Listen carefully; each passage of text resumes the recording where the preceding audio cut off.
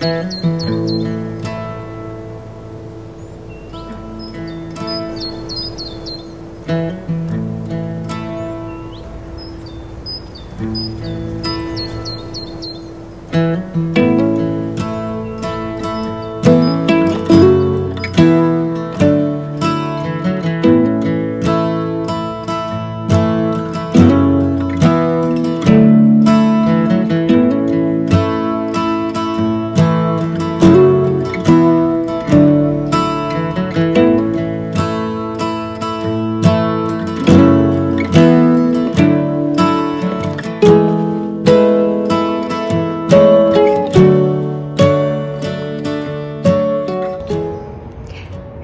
morning. Today we have a busy morning harvesting a bunch of dahlias. I'm trying to beat the heat today and the sun, so we're going to get after it and just fill some buckets with some beautiful dahlias and make a pretty arrangement. So let's go do that. Birds are chirping. I've got my tea.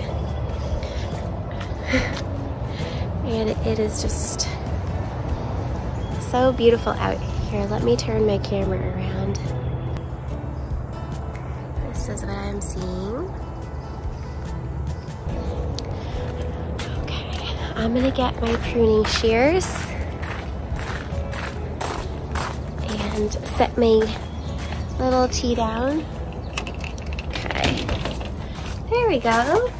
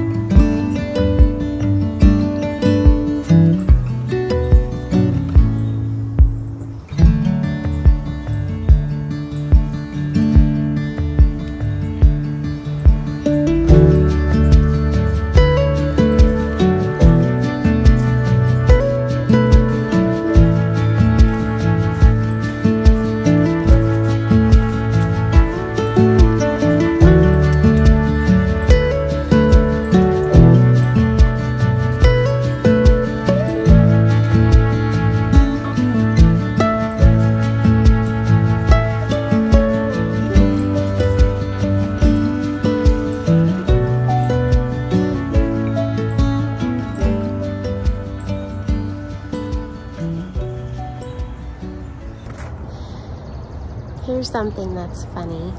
These were actually supposed to be cafe au lait dahlias, and if you're not familiar with them, they're supposed to be a creamy white color, and these are more like an iridescent pink.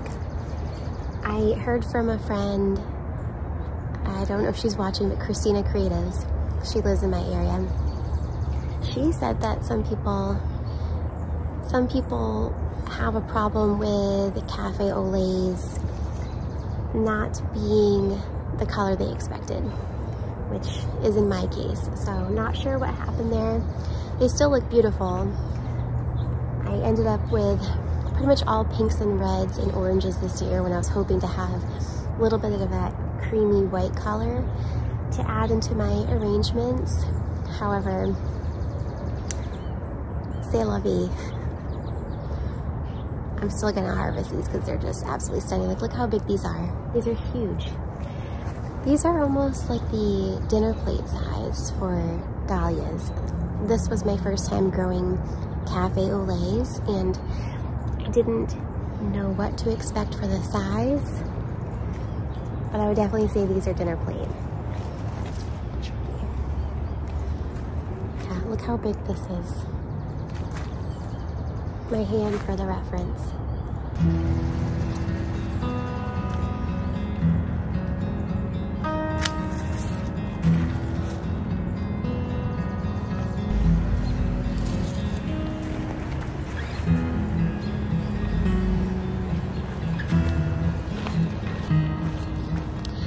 So these next ones are called Liquid Desire, and I think they may be my new favorite. Just because of how classic or old-fashioned antique they look, and also how long their stems get, which are great for arrangements.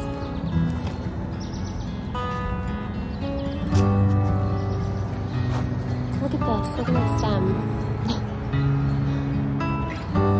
They're just so cute.